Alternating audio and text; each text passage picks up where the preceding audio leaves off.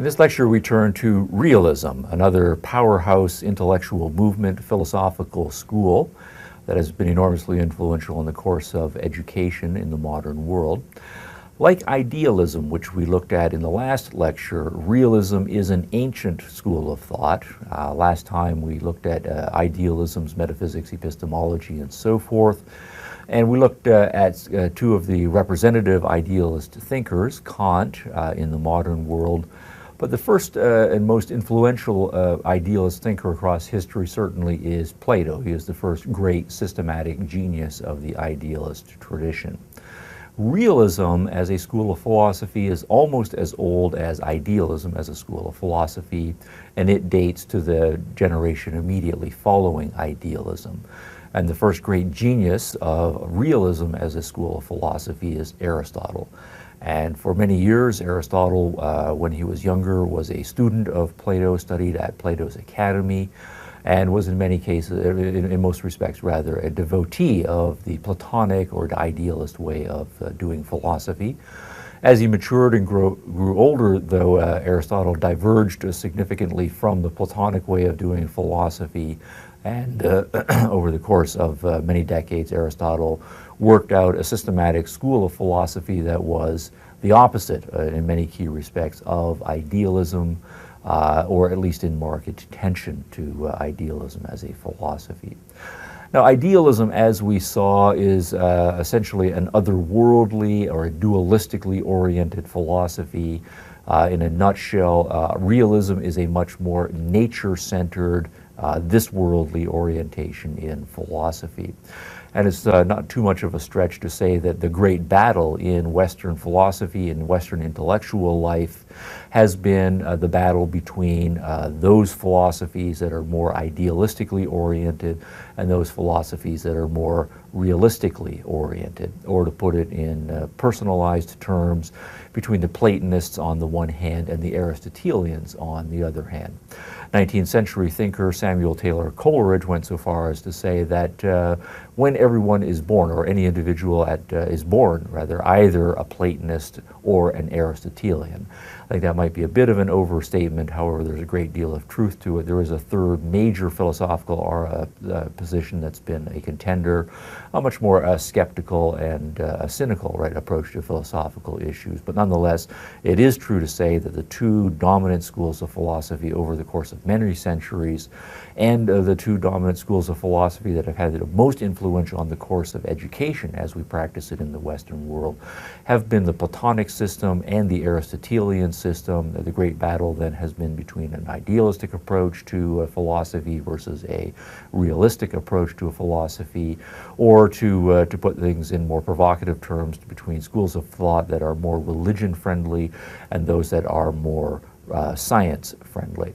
And not, again, to prejudge the issue of the truth or falsity one way or the other, or the issue of whether things necessarily have to be polarized in religion versus science, Platonism versus Aristotelianism, or whether some sort of accommodation or reconciliation position can be staked out in the middle. Nonetheless, there are these polarizing tendencies in the world of philosophical thought. So now what I want to do then is turn to the whiteboard to start to lay out some of the philosophical contrasts between the idealist school of thought and the realist school of thought, to itemize the contrast between their positions in the areas of metaphysics, epistemology, human nature, and ethics.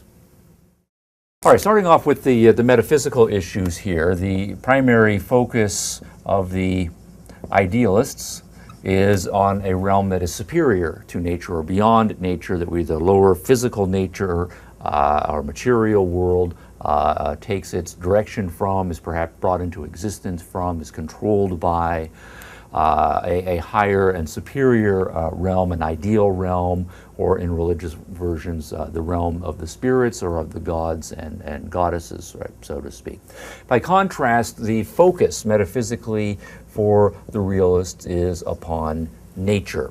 Now, immediately we have to then start introducing some distinctions here. It is true to say that idealism traditionally has been a much more religion-friendly approach to philosophy, and the realists are much more science-friendly in their approach to philosophy, that falls out of what you take to be your primary understanding of what the nature of reality is. But it is true that not all idealists are religious, and it's also true that not all realists are purely naturalistic in their thinking. In both cases, you will have some that are religious and some that are more secular in their philosophy.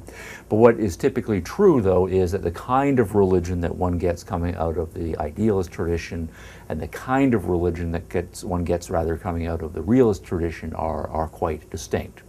To see those differences, first I wanted to say a couple of things about the epistemological contrast between the two, maybe a little bit also about some of the human nature themes, and then we will bring in this issue of religious realists versus non-religious realists, and the same thing for the idealists again. Okay, suppose we're an idealist and we're now raising the epistemological issue, the epistemological issue being a knowledge-focused issue. How do we come to know that which is important and true and real? If we are concerned primarily with coming to know the realm of beyond us, what typically happens in the more religiously approaches to idealism is an emphasis on some sort of mysticism as the ultimate source of the best knowledge, the highest knowledge, the truest knowledge. Mysticism being some sort of direct communion between the mind of a human being and the mind of God, or direct revelation from God to a given individual.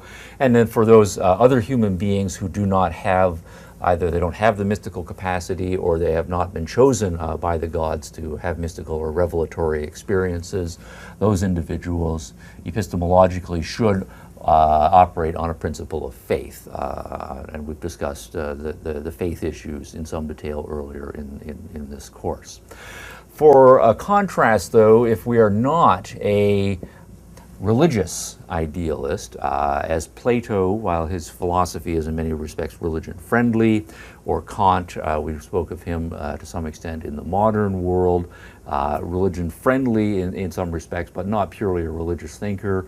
For those individuals, mysticism and faith issues are not front and center. Instead, they will emphasize reason, right, as our important means to coming to know the world, but they will argue that it has to be a reason that is purified, right, in a certain sense, that we're not interested in coming to know the natural world primarily, and so what we don't want to emphasize is those modes of coming to know that only put us in contact with the natural world.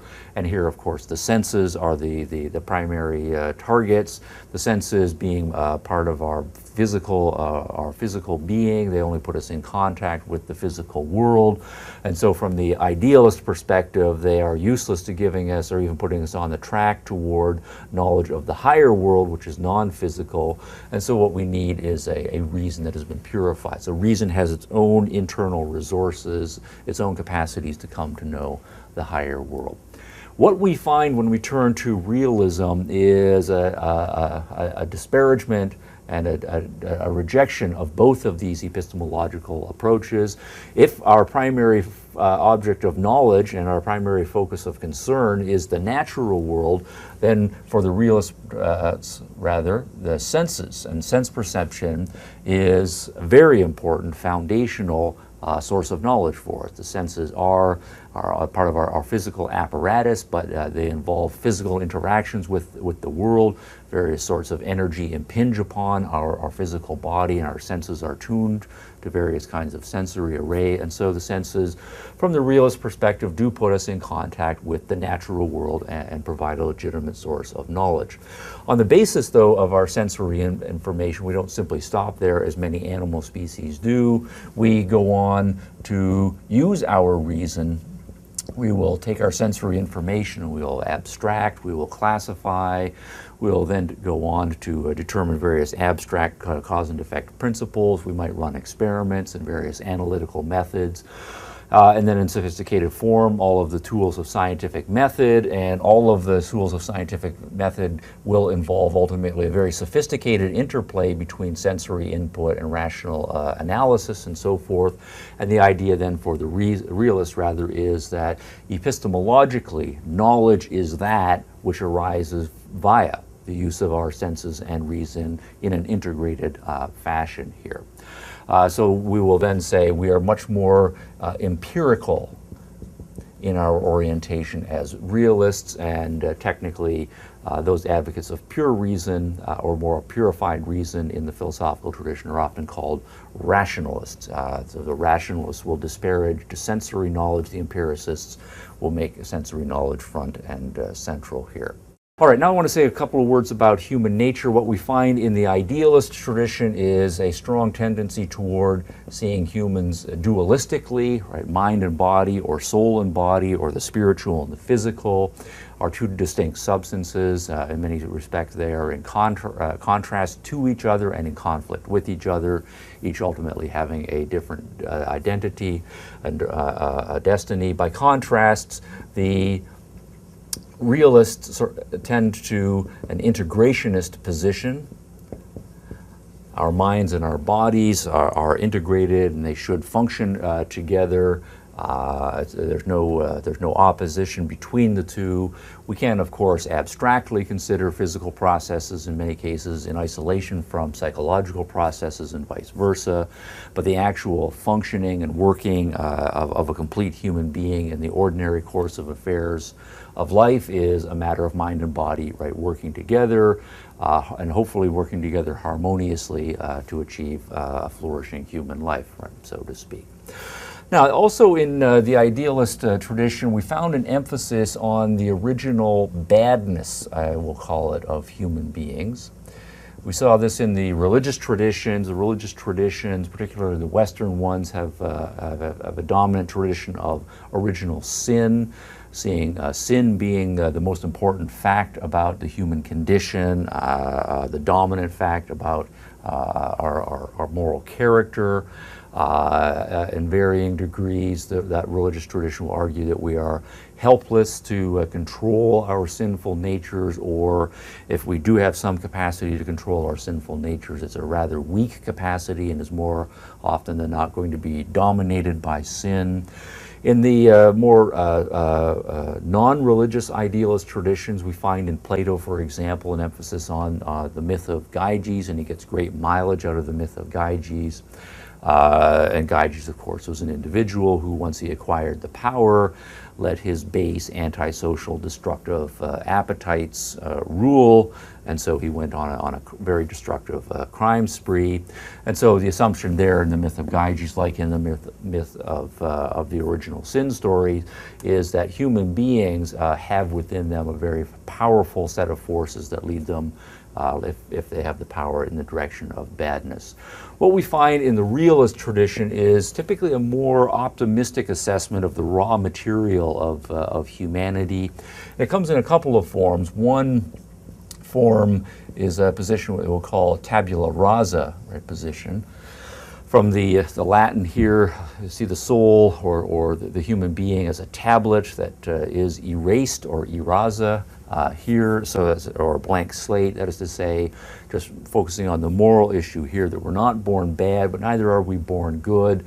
Instead, morally speaking, the human being is born with a set of capacities, and then depending on the choices the human makes, what kinds of influences he or she is exposed to, those capacities will then develop in a good direction or develop in a bad direction.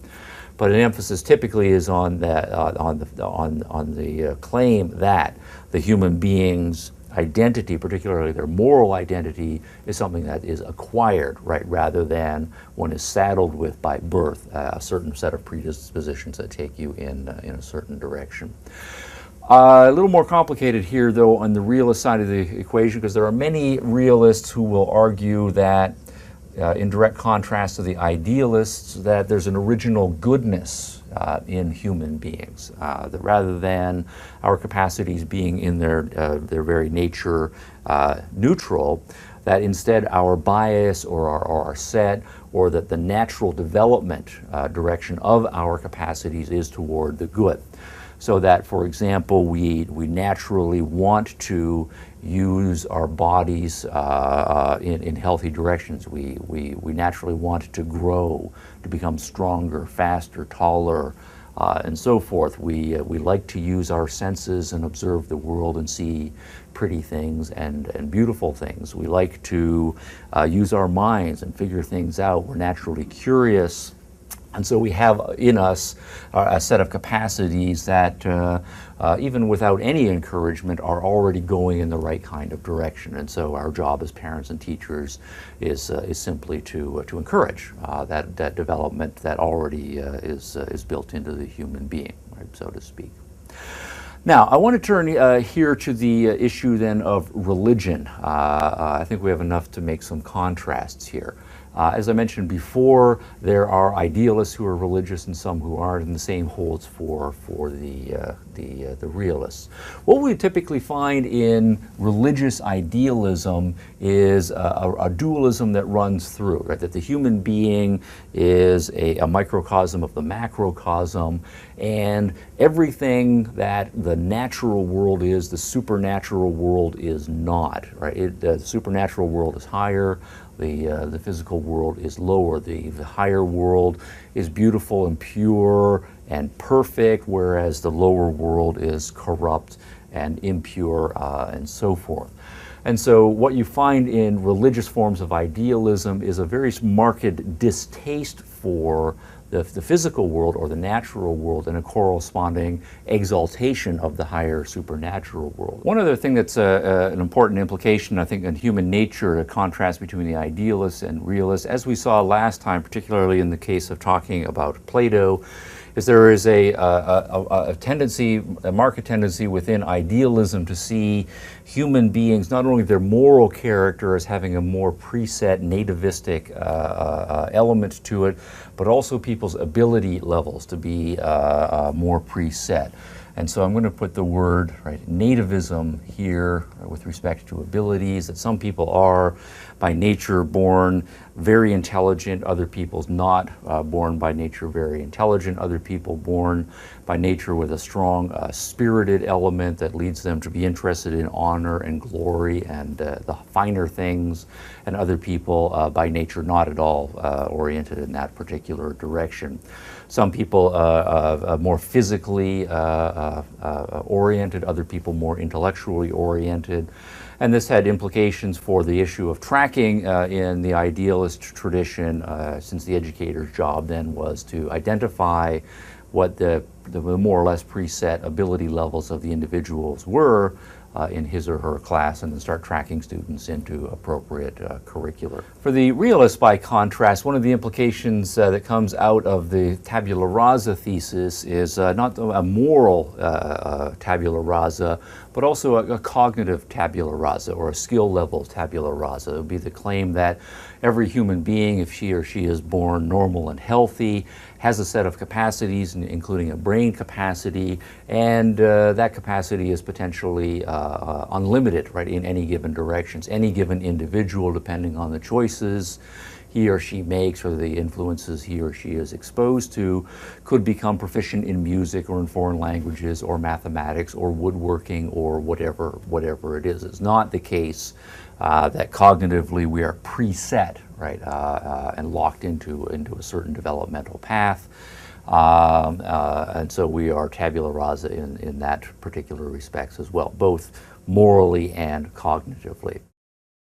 Now, when we turn to ethical issues, what we found in the idealist tradition is a strong tendency toward valuing only mind or valuing only spirit, and so the only things that are true values are mind values or spiritual values, and there's a corresponding disparagement or outright denial of any value to things physical, including sexuality, food, money, sensual pleasures, right, and so forth.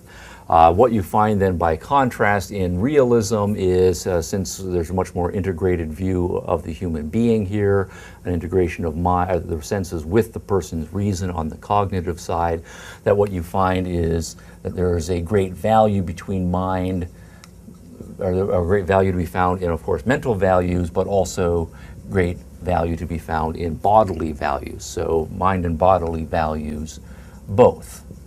And in many cases, what we'll find is that there's an integration of the experience, that it's not that you either do a bodily thing or you do a mental thing, although there are things that fall into those categories, that most of the important values of life are things that are both mental and physical, and the value is a joined value there as well. Another ethical thing that comes, or an ethical thesis that's important rather in idealism, is one's motivation. What we find there is there's a great emphasis on duty, a great emphasis on obligation, that a moral person is motivated by a sense that there are things that he or she is supposed to do, perhaps God has ordered it or some authority has ordered, and it's not so much a matter of what you want to do or what you're inclined to do, but rather what are my obligations, and I set aside my personal preferences and do what is my duty. In the case of realism, by contrast, there's much more of an emphasis on the pursuit of happiness, right, and the experience of happiness, or the living of a flourishing life as the human birthright, and that one should do things and one's life should be structured such that living the good life does lead to happiness. For the idealist, by contrast, whether one is happy or not really is beside the point, ethically speaking. Instead, one does what one is obligated to do, one obeys perhaps the higher authority, and in contrast, what we find in the realist tradition is much more of an emphasis on liberty, persons making their own choices, being self-motivated, as opposed to doing what is expected of them by those who are in charge. Okay. Now, I want to now turn to the issue of the place of religion in these two traditions. As I mentioned earlier, some idealists are religious, so if we think of Christianity, Islam, Judaism, and so forth, those are all religious variations of idealism, but idealism also doesn't have to be religious in that form. Plato, Kant, and various other major intellectuals in the Western tradition are idealistic as well, and so they will share many of these themes in abstraction, but differ over the details. We find the same thing in the realist tradition. There are, of course, many realists who are atheist in their orientation. They will see the natural world as a self-contained system. We don't need to understand it in terms of the supernatural agency or supernatural intervention. We can understand the world as a self-contained, self-governing system in its own terms. But there also have been many realists in the history of philosophy who have been religious. But what one finds is a very different kind of religion that comes out of the realist tradition than comes out of the idealist tradition. For example, most of the idealists who are religious, because of all of these themes put together, will argue that if one is going properly to revere the higher realm, to revere God, to come to know God, to properly worship God, that involves a very strong turning away from the physical world toward the natural world. That everything that God represents, the natural world is the exact opposite of. If God is purely good, the natural world is purely wicked. If God is eternal, the natural world is corrupt and subject to change. And so one's orientation then has to be metaphysically away from the natural world and to focus on the higher world. It involves, in terms of one's human nature, a turning away from the physical side of one's nature and a total focus on the spiritual side of one's nature. And that has important ethical implications. It means that one is not supposed to be interested in things of the body, food, drink, sex, money, and so forth. Instead, one is anti-materialistic and interested in spiritual things for their own sake. The kind of religion that one gets for realism is going to be a religion that is much more compatibilist in terms of the relationship between the natural world and the supernatural world. For example, the argument will be that if God exists and God made the natural world, then rather than the natural world being this horrible opposite to God kind of creation, if God made the natural world and God is good, then in principle the natural world has to be essentially good. And so it's then appropriately interested to be interested rather in the natural world, to want to study it, to want to learn it, to want to enjoy it. After all, God made it, and so He must have wanted us to do so. Also, what we will find typically in religious realism is that God made nature, and when we look at nature, we find that nature really is the way the scientists describe it as. He made a very cause and effect nature. He made a very orderly kind of nature. By contrast, what we'll find coming out of the religious idealist traditions is the idea of a God who made nature, but didn't simply make nature according to strict laws of cause and effect, right, and so forth, and let it go of its own devices. Instead, God is continuing to intervene. There are miracles. God is paying attention. At some point, God is angry at the way things are going in the natural world, and He might, at various points, be so disgusted that He says, "All right, I'm just going to wipe everything out and start all over." We think here of Noah and the flood, right, as an example. What we're more likely to find in the religious realist tradition is a more hands-off kind of God. So, for example, you have perhaps heard the line, people will say, I think the Big Bang Theory is probably true, or at least it's the best thing going. We can understand all of human history as an evolution that goes back to the Big Bang, but there's still, of course, an open question about what was going on before the Big Bang occurred, and a religious realist will say something like, well, there had to have been some sort of a being who brought the materials of the Big Bang into existence and created those initial conditions, and then lit the fuse, so to speak, and then the Big Bang went off, and that's what God is. But what we have here is a God who is not whimsical, who is not driven by passions and anger and emotions, right, and so forth. Instead, we have a much more architect, mathematics, physicist kind of God, the kind of God who created the natural world and did his job so well that once He set the world off on its course, He no longer needs to intervene and be hands-on and start over, so to speak, as we find more likely to be the case in idealist religious approaches here. When we turn to the epistemological issues here, the religious realists are typically going to argue that mysticism and faith are inappropriate epistemological orientations. In fact, the stronger of the religious realists might even argue that it is sacrilegious and immoral for anybody to act on faith. And here the argument that they will make is to say, well, look, just as God made the natural world, and so therefore it is good and an appropriate object of our inquiry and interest, God made us. And God made us with our senses, and He gave us a very powerful rational faculty. And so clearly God wants us to use our senses to come to understand the natural world. He wants us to use our minds to come to understand the natural world. So God wants us to go ahead and do science. And rather than science being antagonistic to true religion, instead science should be something that will lead us to come better to understand and appreciate and revere God for being the kind of person who created that kind of a natural world. And so turning one's mind off and simply believing on faith things that may be in contradiction to science, that is an irreligious attitude. And so what you will find then is a compatibility of those religious realists who think we should use our senses and realists with the atheist realists who think we should use our senses and reason because those are our nature developed capacities for coming to know the world so that we can survive and flourish better.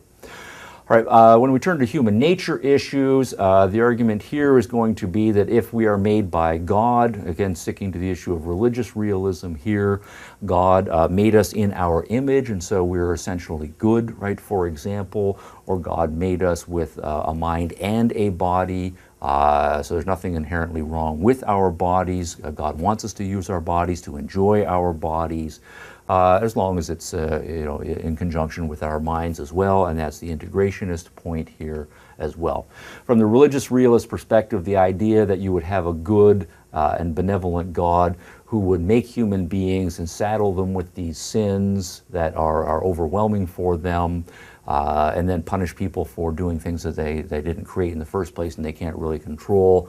That's not the benevolent kind of God that the religious realists are more likely to believe in. When we turn to ethical issues as well, the argument here is that if God made us with mind and body, then God wants us to enjoy our bodies, enjoy the development of our minds, enjoy the natural world right in a together sense, rather than simply ignoring half of what we were created as and focusing only on the mental and the spiritual. So the argument will be for the religious realist that we should pursue mind and body values together rather than bifurcating ourselves. No benevolent God from this perspective is going to want us to be miserable in this life, and so happiness, right, is appropriate. He did give us free will, and so we should use our free will, and so we should take our liberty quite seriously as well. All right, a couple of kind of implication points here. One, I think I'll single out immediately, just partly because I find it kind of amusing. If you think, for example, at these ethical issues here, suppose we were to pick just a particular example of liquor, wine, right, beer, harder alcohol, and so forth. If we are an idealist, how are we likely to think about this particular element here? And of course, the argument is going to be, well, liquor is a physical chemical. We put it into our bodies. It leads to a weakening of our morals. People start then to do all kinds of crazy things and think bizarre thoughts, and then their animalistic nature takes over, and so they end up doing all sorts of terribly immoral things. And so liquor is something that is a strong temptation for us, right, physically, but it's something that we should resist. And because of the weakness of human being and our tendency towards sin, it's something that we should totally abstain from. So we should abstain from liquor, not get involved. Instead, we should see it as one of those things that exists in the world as a kind of test, right, of our character, or it's something that comes from a bad force that is trying to tempt us over to the dark side and to do bad things. So there's a common saying, not so much anymore, but in earlier American history, that liquor is the devil's tool. And if one is going to be a good person, then of course one has to be opposed to the devil, including all of the temptations and snares and so forth. Now, by direct contrast, the amusing point here, I think, comes from Benjamin Franklin on this exact same point about liquor here. And Benjamin Franklin was very much more on the religious realist side. And there's a slogan that you may have seen on T-shirts and various other places, where Franklin is quoted as saying, "Beer is proof that God loves us and wants us to be happy." So the point of this quotation from Benjamin Franklin is that beer, of course, is a physical thing, a physical chemical that we put into our bodies, and we have certain physical and psychological experiences as a result of that. There's nothing inherently wrong with beer. Instead, if God created the world such that we can figure out how to make beer, that must be something that God wants us to do, because we know that beer, appropriately used, can be a great physical and psychological pleasure. Of course, we have to approach it rationally, use our minds, beer in moderation, whatever that means for us in this particular case. But what we have then is a much more nature-friendly, benevolent, physically oriented approach to religion, and that's much more characteristic of the realists who are religious, by contrast to the idealists who are much more anti-nature, anti-physical in their approaches.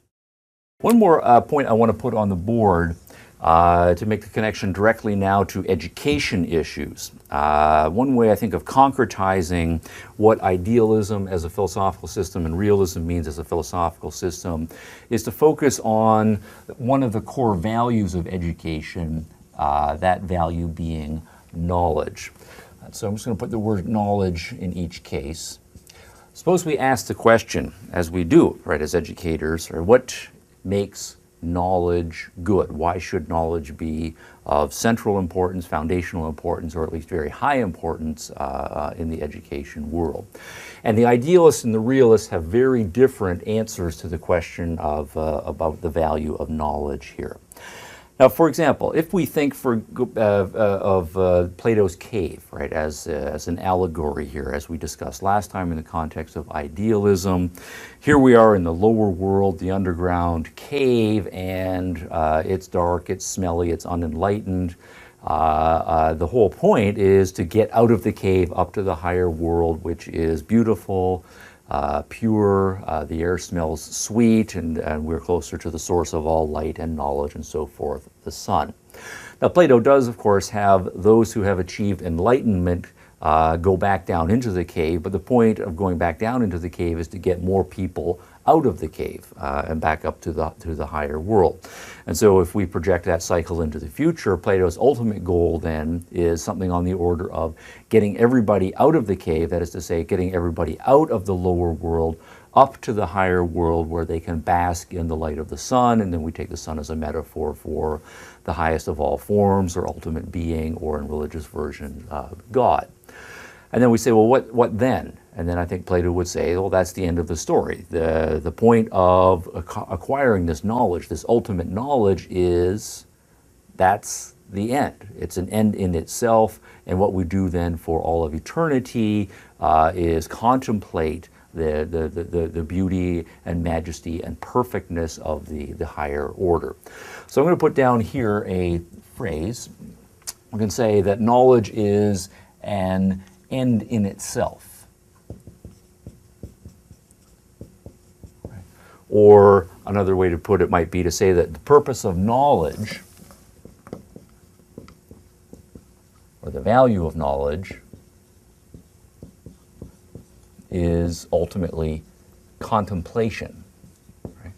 Everybody gets out of the cave and contemplates the sun, right, so to speak. Now, in religious forms, right, there's a parallel here. We say, what is the ultimate goal in religion? Well, the ultimate goal in religion is after one's death to go to heaven, to have one's soul then depart from one's body and go on to its ultimate destiny, and hopefully it's the positive destiny here. And then we get to heaven, and one then is reunited with God, and one has a direct communion, right, between one's own soul and God's soul, and one comes then to know God directly, rather than being down here embodied on the earth and being ignorant of God's being. So we get out of this world, we go to the higher world, and we come to know God directly and personally, without mediation. And then if we were to ask the point, well, what is good about that? What does one then do? The point then is, well, that's the end of the story. That is the ultimate good. The ultimate good is to come to know God directly and so forth. And so in this case, the knowledge, the most important kind of knowledge, the knowledge of God, that is to say, that's an end in itself. It's not that you come to know God and then there's something else that you go on to use that knowledge for. And the ultimate state that one is achieving is a contemplative, rather, or communion with God. For the realists, the story is very different. Knowledge is not an end in itself. Instead, knowledge is a tool, right? We might acquire higher order knowledge, abstract knowledge, theoretical knowledge, but for the realists, the point of all of that knowledge is not just to have all of this abstract knowledge kicking around in one's head. Instead, the point of all of that knowledge is to then be able to apply it back down to the real world, right, in the natural world, in a way that improves human happiness and makes life better. The early modern philosopher Francis Bacon said it in a phrase that captures this best, and that phrase is, knowledge is power. Right? Knowledge is empowering in the sense that once one gets it, one then knows how to change the world and change oneself if necessary to make the world, to make oneself a better place, better fit for human living, and so forth. So if we were to just temporarily accept the terms of Plato's cave, I think it would go something like the following. The the realist might say, okay, so we're in a cave, we're in a smelly environment, it's kind of dark, it's kind of gloomy, nobody has bathed for a while, we're all just kicking around here.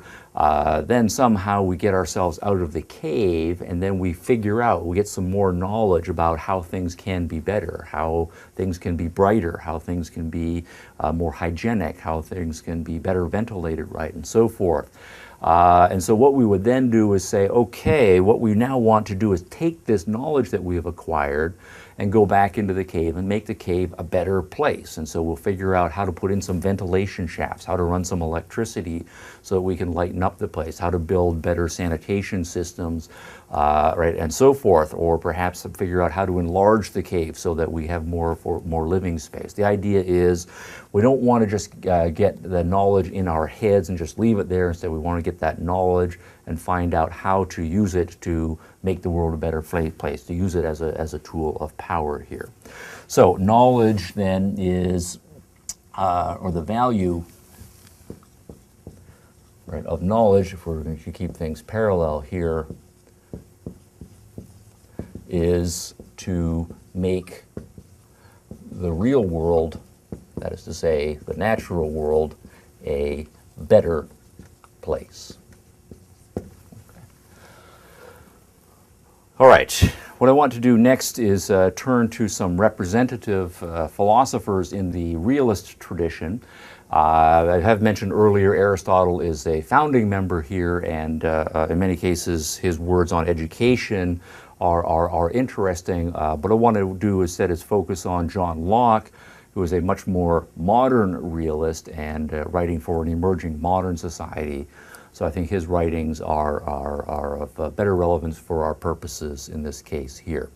We do find a continuity between Aristotle and John Locke and the other realists in the historical tradition on these broad abstract themes, but I'm more interested in the modern applications to education for realism. And so I next want to turn to John Locke and his work, Some Thoughts Concerning Education. All right, turning now to John Locke's Some Thoughts Concerning Education. Locke's an English philosopher, mostly of the 17th century. He actually died in 1704, so he straddles the next century a little bit. But by the time we get to the 1690s, England has itself entered into a new era in its political history. It's an emerging European power, angling for becoming a first-rate European power. And it's an emerging free market capitalist society, as well as moving strongly and having moving strongly in a more democratic parliament in ascendancy over the monarchy political direction here. And so in part what John Locke is doing is applying his broader abstract philosophical theory to questions of education, but he's also arguing for a new approach to education, one that is more in fitting with the emerging kind of society that he sees England as going into. He's also writing from a fairly lofty perch socially. He's now recognized as one of the leading intellectuals of his day, and so in a position to apply his philosophical views to more practical concerns such as an educational system. Now, as I go through, what I want to do is, this is a moderately long work, is just excerpt a few of the more striking passages that, despite the slightly archaic language, Locke wrote this over 300 years ago, when interpreted, they have a very modern, and should have a very modern sound to our 21st century contemporary ears, right, so to speak. So I wanted to draw ones that are very illustrative of the key realist philosophical themes, but also ones that put him in sharp contrast to the idealists of his day, but then also the idealists of our day. So the very first line here of this excerpt is, "A sound mind in a sound body is a short but full description of a happy state in this world." All right, stopping right there. Already Right? Locke is sounding the attack against the idealist. Notice his emphasis on a sound mind in a sound body, as opposed to the dualist separation of the two. Locke is saying the mind is in the body, and we should think of it as in the body. And rather than the idealist disparagement of bodily concerns and physicalistic concerns, Locke is saying a sound mind in a sound body, that we're concerned, of course, with a sound mind, but we're also concerned with a sound body. And so we're emphasizing that integrationism that is very characteristically realist. Is a short but full description of a happy state in this world. We're interested in having a happy state in this world. Again, a very realist approach here, rather than not being concerned with happiness and not being concerned particularly with this world here. Going on to the next full sentence here, Locke writes, "Men's happiness or misery is most part of their own making." Skipping over several lines here, I think I may say that of all the men we meet with, 9 parts of 10 are what they are, good or evil, useful or not, by their education. I want to put those 2 points together to illustrate that Locke is emphasizing here a tabula rasa assessment of the human condition, and also an autonomy element in human condition, that we make various choices, and it's the choices that we make that are most influential in determining the kinds of individuals that we become. So the first line I read, men's happiness or misery is most part of their own making. Right, who we are, how we end up, what kinds of beings we are as adults, that's under our control. We can make and fashion ourselves as we will. The second clause that I read there involving education, 90%, right, 9 parts out of 10, Locke is saying, of who we end up being is a matter of education. Of course, education is partly a matter of what we decide to do ourselves, but also partly a matter of what our parents and our teachers decide to present to us. But again, what we don't have is any indication here of nativism, or nativism being a dominant point here. It's mostly bare set of capacities that we are born, and we make choices, and under the education that we receive, that is going to determine the kinds of beings that we end up being. He does that leave rather that 1 part out of 10 left. That could, of course, be some natural endowments that vary among individual. It could be luck elements outside of our control, right, or whatever. Locke then goes on to consider the issue of how, if we're concerned with developing a sound mind and a sound body, how we take a newborn infant and raise it until it has that particular status. And he says the first thing that we have to attend to are matters of health, particularly the physical health of our child. Children, when they're first born, of course, they're developing psychologically as well as physically, but it's primarily physical health issues that in the first year or so that have to dominate here. The child needs to be kept warm, the child needs to be fed, the child needs rest, and so forth. And so the child needs to be cleaned on a fairly regular. So developing the child physically is a strong foundation. The rationale that John Locke gives for this in the next paragraph here that I'll read, quote, "How necessary health is to our business and happiness, and how requisite a strong constitution able to endure hardships and fatigue is to one that will make any figure in the world is too obvious to need any proof." Now, he makes the point that this is very obvious, and that might be true, but he does feel it necessary to say that paying attention to physical health, having health education, and making that a priority for parents and teachers may not have been as obvious in the more idealist-dominated education of his day. Physical health is the foundation then for an entirely healthy life, including a mentally healthy life, and so on. I next want to turn to issues of discipline. What I mentioned in the case of the realists is that the realists are much more interested in liberty issues. They typically have a more optimistic assessment of the human condition.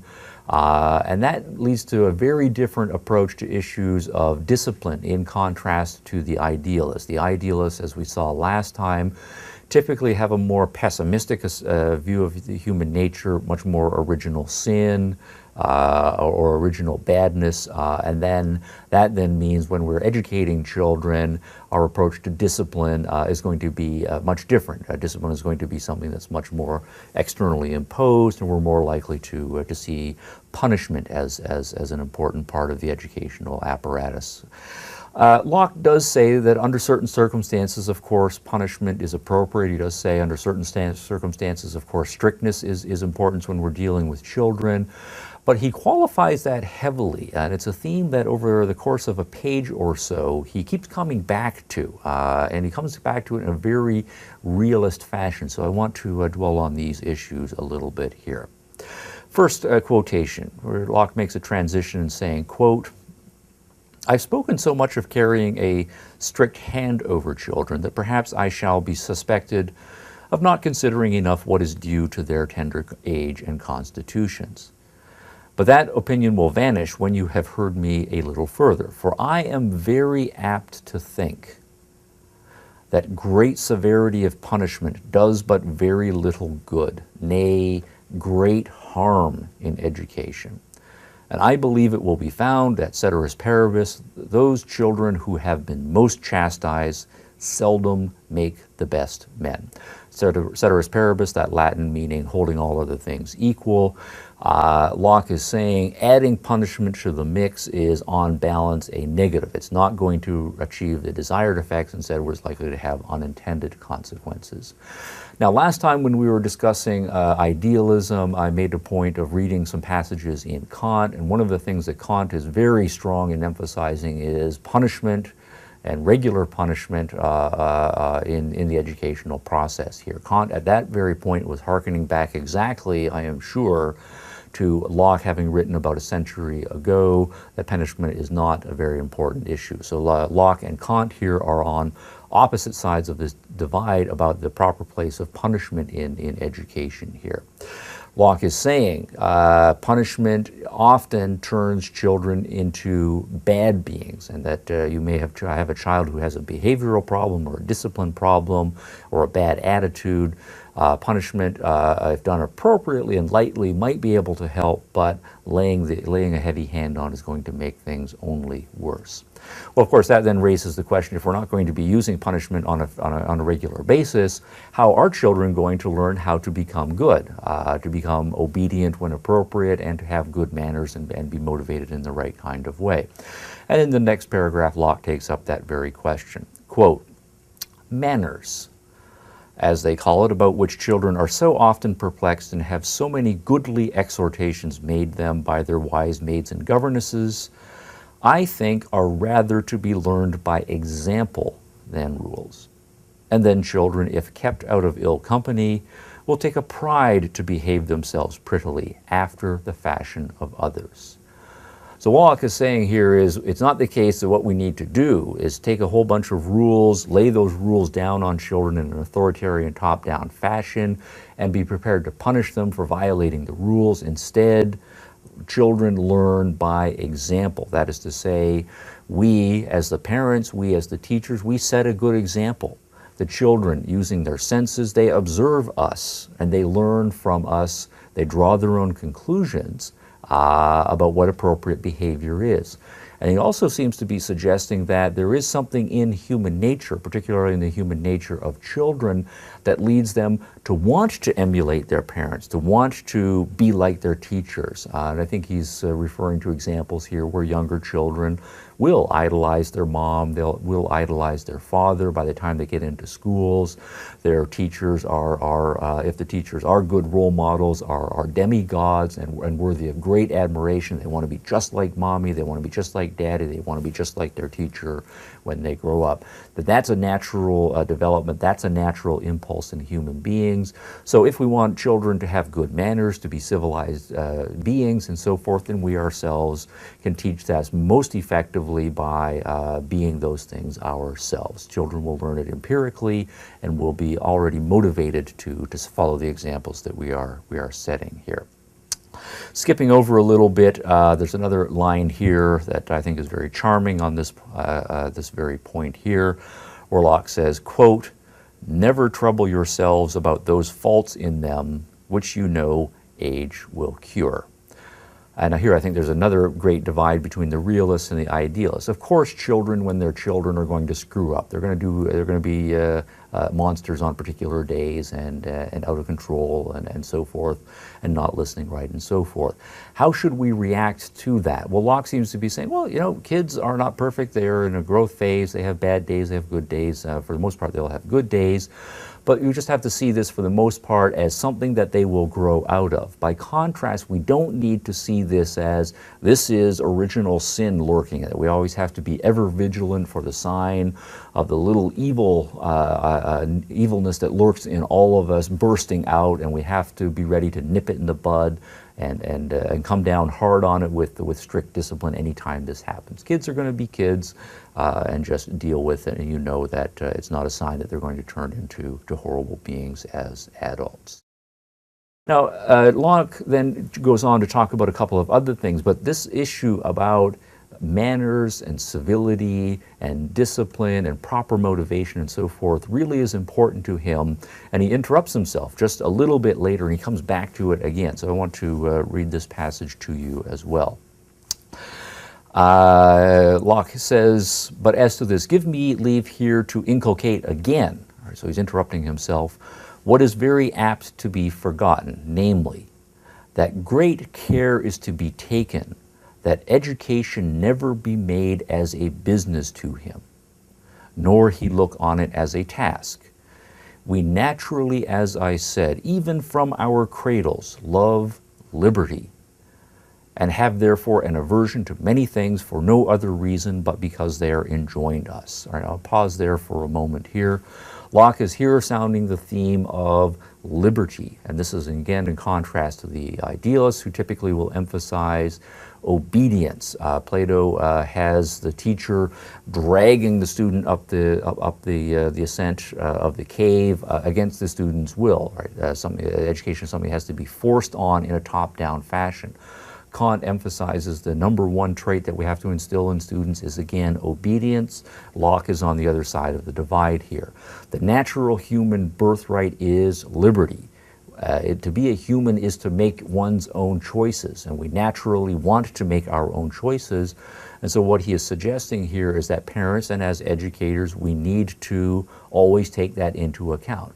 Being strictly top-down and authoritarian is not then the proper form for human education to take. Instead, we need to take into account the natural and healthy human desire for autonomy, for making our own choices. Even as children, Locke says right from the cradle, we have to take this into account, inculcate it, channel it, encourage it in the appropriate directions. He then goes on to say, and I'll pick up the quotation again here, quote, I have always had a fancy that learning might be made a play and a recreation to children, and that they might be brought to desire to be taught if it were proposed to them as a thing of honor, credit, delight, and recreation. Right? Learning is fun. That's the natural thing. It should be fun. It should be delightful. It should be a thing of honor. It should be a thing of recreation. Now Locke says here that he has it as a fancy, right? It feels natural to him, and he knows perhaps many children who are naturally curious, like to explore the world, like to develop their capacities, and so forth. But at the same time, we're aware that much of education is built on a very different model, that education is a drudgery. Education is something that we have to do because our teachers tell us we have to do it. And this was, of course, a major theme in Plato, right? Plato says right from the beginning, we don't want to be enlightened. We don't want to look toward the light. It's painful. We don't want to go up the ascent of the cave. We have to be dragged up and forced to stand in the presence of the light and so forth. Kant, centuries later, in his characterization of the school, says that we have to let the children out of school once in a while, otherwise their natural joyousness will be quenched, implying that the school is not a place of natural joyousness and playfulness and so forth. Locke then is on the other side of that philosophical divide very strongly here. Education should be a pleasure. This dichotomy between fun and learning, between education and pleasure, that has to be overcome and should be overcome if education is appropriate. I think Locke is suggesting here that if we do start with children who are naturally curious, naturally enjoying learning, naturally into the process of developing their capacities, but fairly quickly into the educational process, they start to hate school. Chances are good, it's not the child's fault, but rather the school's fault. We're not approaching education appropriately. We need to recast the education system so that we're not squelching that natural tendency there as well. Okay, I now want to turn to curricular issues in Locke. Locke actually has mentioned a couple of curricular issues here, but I've followed his self-interruptions in order to focus on these themes of manners and discipline and proper motivation in education. When I first read Locke's thoughts concerning education, I had an eye out and was ready to take notes on what his curriculum consisted of, and I was struck by the very first thing that Locke mentioned as a formal curricular element, and you may be surprised, as I was when he read it here. Very first thing, I will read it to you. Nothing appears to me to give children so much becoming confidence and behavior, and so to raise them to the conversation of those above their age as dancing. I think they should be taught to dance as soon as they are capable of it. Pause. Now, what's striking here is that even before he starts to talking about teaching students to read and write and do arithmetic and so forth, Locke says dancing is something that we should start to teach students formally as soon as they are capable of doing so. And I think that is striking in its own right, in that that's not normally what we put at the top of our list of curricular elements here. But I think it's also striking in this context here because the reason that Locke gives for including dance in the curriculum and making it foundation is a very realist reason for doing so. And let me read a little bit further here. So here comes the reason. Though this, that is to say dancing, consist only in outward gracefulness of motion, yet I know not how it gives children manly thoughts and carriage more than anything. All right, notice what he's saying here. Dancing does give one outward gracefulness of motion. Right? One is learning how to move one's body, self-control, self-discipline, grace, poise, a certain amount of endurance, right, and so forth. And then he says he doesn't know how it does this, but what dancing also does is it gives the person manly thoughts and carriage. That is to say, on the psychological side, it leads us to think a certain way, to carry ourselves intellectually and spiritually a certain way, the way a man would. So we learn to move our bodies the way a manly man moves our bodies, but we also learn to think and to be internally the way a man should be. And I think what Locke has in mind is the following. It's a point about mind-body integration, which is a major realist theme, of course. So it's one thing to focus on physical development. We want students to have strong bodies, flexible bodies, bodies with a certain amount of endurance. And so dancing pushes all of those buttons and so forth. But if we think about the mind-body integration point, if one has a strong body and has a graceful body, that lends itself to a certain amount of gracefulness intellectually and morally speaking. So it's one thing, for example, to move one's body with a certain amount of dignity, grace, and poise, to have one's shoulders squared, one's back erect, and so forth. And I can feel it myself in this, that as I am standing straight and moving right through the world, right, in a courtly fashion this way, my mind, right, and spirit seem to be much more dignified and graceful and so forth, and my voice is reflecting that.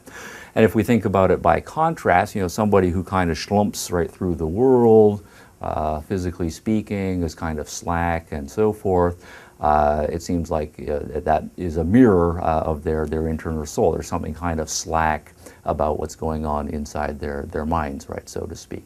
And of course, we can add another element here. If when boys and girls get a little bit older, we have them start dancing with each other, then boys and girls are interacting with each other in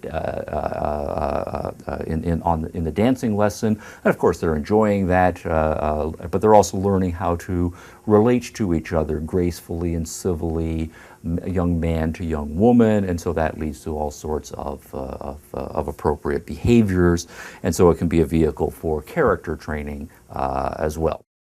All right, so after dancing, the next curricular element formally Locke introduces into the curriculum is reading. And he says, quote, "When he can talk, it is time he should begin to learn to read."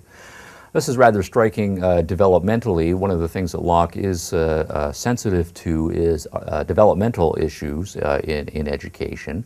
But it's striking here in this case because he is saying that one should begin to teach reading as soon as one can talk. Now, I'm not sure how proficient the talking has to be, but children usually start to learn to talk when they're a year or so, and they are often pretty good by the time they are 2 and so forth. So perhaps Locke is suggesting that if the child has the idea of language and some physical facility at doing so verbally, that it's at that point that one should integrate, again, the reading with the talking and also learn a kind of eye coordination as well as verbal coordination and dexterity and so forth. All right, after we have talking, right, as formal education, reading as formal education, and the integration of those things too, Locke then turns to memory, that we should build into the curriculum fairly early on. Memory training. Obviously, we want to train the student's body.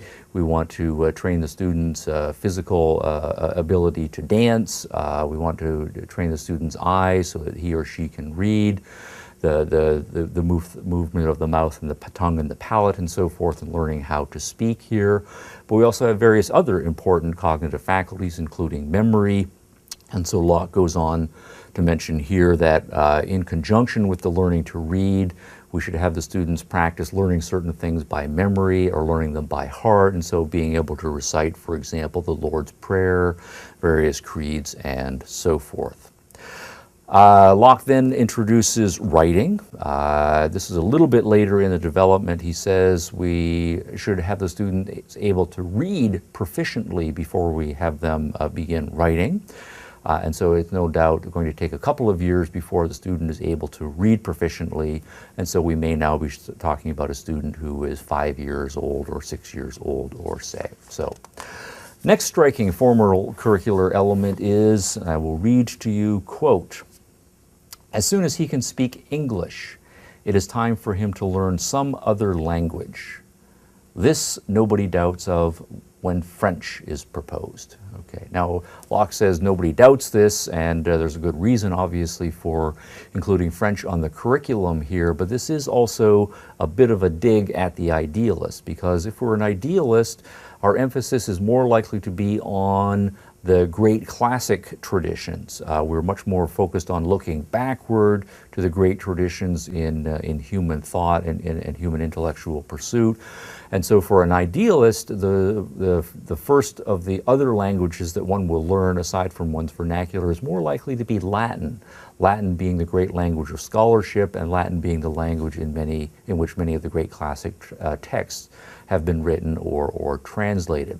The idealists are less likely to be interested in first teaching students a modern language, a living language, a language of politics and business of the contemporary world, but that's exactly Locke's point here as a realist. If we're interested in including things in the curriculum, we want things that are of practical value, of real world value, and French in this case certainly fits the bill.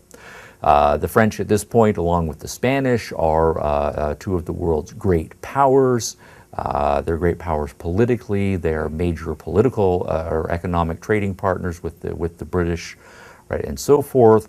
And so if we are talking about education for people in the modern, early capitalist, early democratic kind of society, chances are very good that we're going to want them to vote intelligently on political matters, and that means knowing something about what the French are up to, or they're going to go into business, they're going to be trading with the French, and so French is going to certainly be a very practical language for a realist to have them learn.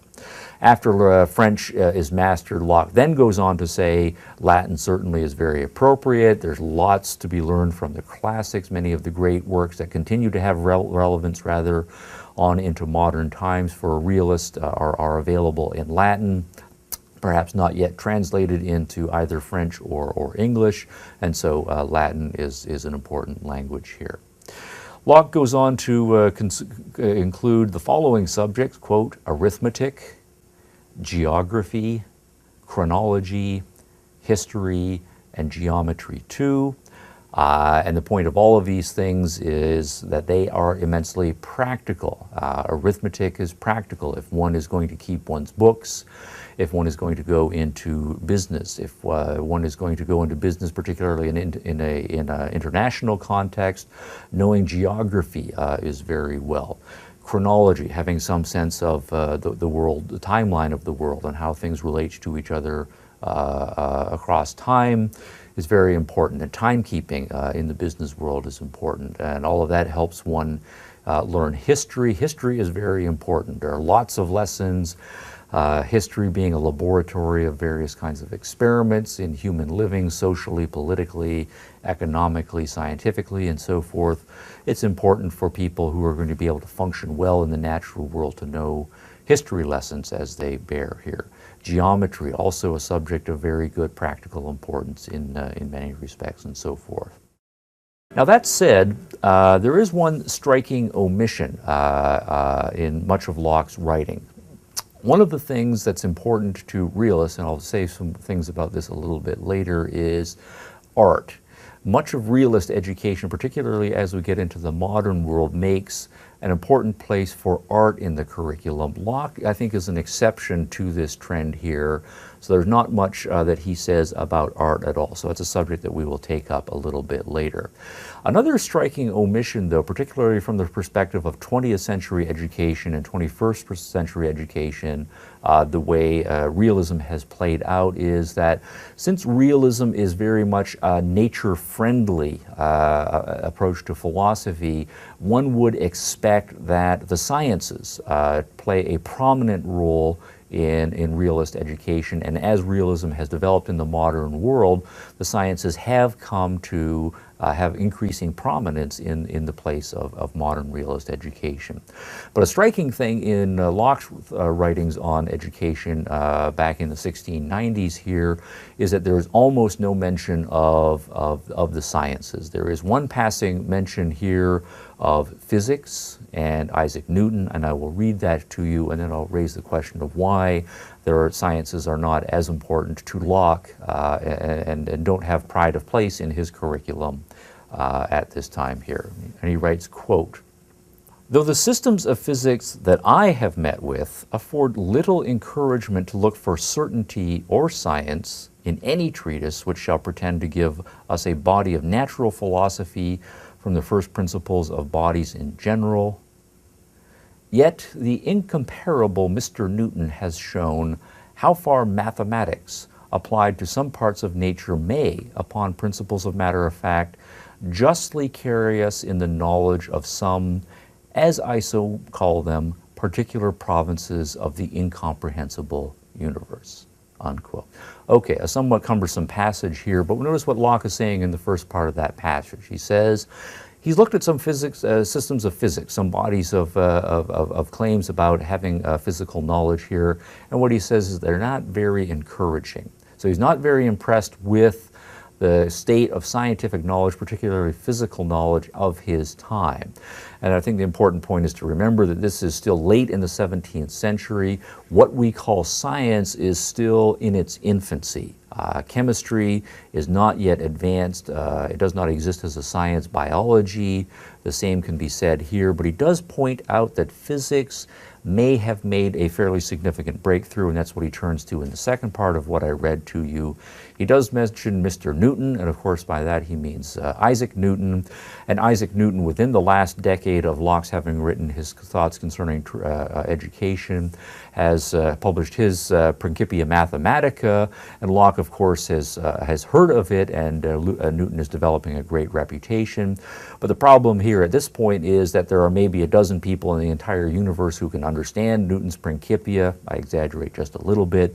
The mathematics is extraordinarily difficult, and Locke is not one of those people, as educated and as science-friendly as he is, who is able to work through the mathematics himself. So to some extent he is going by hearsay cachet and reputation. And he is in effect saying, well, I'm hearing great things about Newton, and I'm sure that Newton is likely to be onto something here, at least in some small areas of physics, but the point is that we're going to have to wait, and the reason why Locke is not including the physics in his curriculum and why there's not a whole lot of science in his curriculum is there isn't much by way of good, solid science to be included in the curriculum. Science hasn't yet proven itself as worthy of a place on the curriculum. But notice that Locke is leaving the door open for the sciences to prove themselves. And this is another interesting point of contrast between Locke as representative of the realists and the idealists. One of the things that's very characteristic of realist education, particularly as we get into the modern world, is its open-ended approach. That is to say that the realists do not make presuppositions that we know all that we need to know, or even all of the important truths of the world. They have the sense that the universe is a very large, very complicated place, and we are only now, right, in the modern world, starting to wrap our minds around and getting very good theories to explore and come to understand many parts of that natural universe. So the implication of that is that with further progress, we will discover new bodies of knowledge, and our curriculum then should evolve and adapt to incorporate those new bodies of knowledge as they come online, right, so to speak. Of course, we have learned a lot in the past, but by the time we get to Locke's generation in the early modern world, we have a generation of intellectuals who are quite certain that the ancients did not know everything. In fact, the ancients may have been dead wrong on lots and lots of other things, and that we moderns now have the tools and the capabilities to vastly expand the scope of knowledge, and so over time the curriculum should be modified. All of this is in marked contrast to the tendency in idealism, both secular and religious idealism, that the great truths have already been discovered, and they've already been written down, and that over the course of many centuries of tradition, we in the modern world, our function, right, as educators, is to accept this great and wonderful body of tradition and pass that on to the next generation of students. Who are we to think, right, that we are in a position to overturn, right, what the tradition says? Who are we to think that the wise ancients may have missed something significant?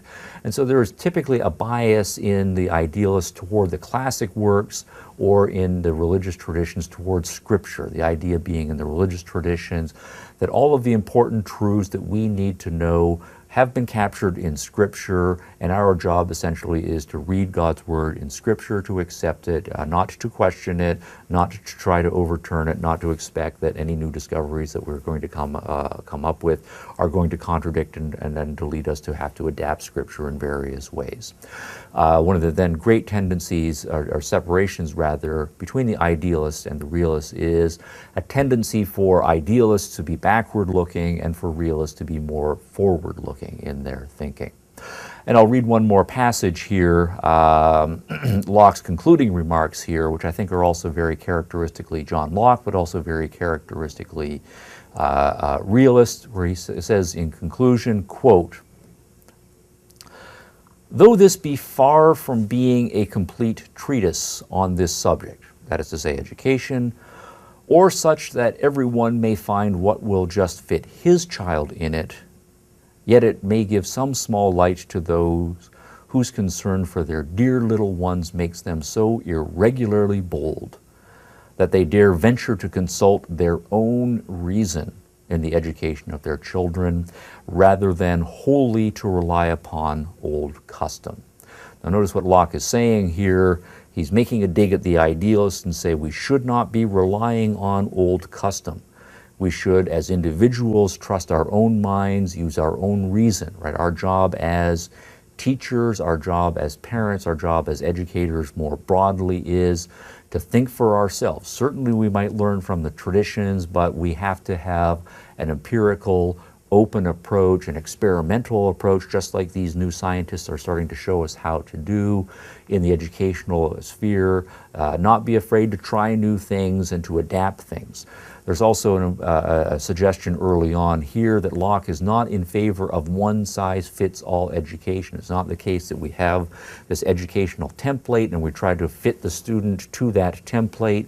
He says, as I'll read these lines here, what we may find will just fit his child, right? So every child is unique, every child is a little bit different, and so what we may need to do is take our principles of education and keep them flexible and find a way to tailor them to our particular child. But of course, that's going to require that we observe our own child closely, come to know him or her as an individual with all of his or her own uniqueness and interests and aptitudes and so forth, and find a way to craft and tailor the educational system, perhaps in new directions, so as to help that child grow up to have the sound mind and sound body that will enable him to achieve the happy and fulfilled life that Locke envisages for them. All right, I can't resist telling you a couple of anecdotes about Locke as a philosopher of realism and as a philosopher of education, about him personally that I think underscore both of those points. But I want to put some things on the board here. So the first thing is that Locke mentioned in the passage I read in closing, or no, second in closing, that he had read some systems of physics and he didn't find them very encouraging. One of the things that's relevant here is that Locke, when he went off to college at Oxford, did not train to be a philosopher. He always wanted to be a philosopher, but then, as now, it's very hard to make a living as a philosopher, and so he had to make a choice about something that he thought would be more likely to enable him to make a living. And at that point, one could major in theology at Oxford, or one could major in the law, or one could get a degree in medicine. He wasn't particularly interested in pursuing theology. He was aware of the religious upheaval of the century, and it had come to England. He was not very impressed with that. In his religious views, Locke was much more big tent or latitudinarian in his approach, not in his judgment, hung up on the particular version of Christian doctrine per se. He also didn't want to be a lawyer, and so he decided to be a medical doctor, and so he got the best kind of medical training that Oxford could offer at the time. But the point then is that one of the things that he learned while he was getting his medical education are certain systems of physics and certain systems of medical chemistry right at that point. And I want to just give you one example of what Locke would have learned to illustrate the point of why he was not very impressed with the state of much of the science at that time. Now, at that time, medical doctors knew that if you, for example, had a student who had anemia, or not a student, a patient who had anemia, that if you gave that person iron salts, then the iron salts would cure the anemia. And this was good practical medical knowledge that one had, and it had been tested quite a lot, and so there's a good track record here. So at the empirical level, this is something then that everybody knows, and it becomes standard practice for doctors and for those doctors in training. But where there was a big black hole of knowledge, so to speak, is understanding why iron salts cured anemia. What is it about anemia? What is it about iron salts such that they have this natural relationship here that's a positive relationship? And so here's the one of the extant theories of the time coming out of a school of thought called iatrochemistry. And the reasoning was something like the following. We say, well, what do we know about anemia? And then the prevailing theory at the time is that, well, anemia is a matter of having weak blood. Okay. What do we know about iron? Well, we know that iron is strong. All right, now we're making some progress.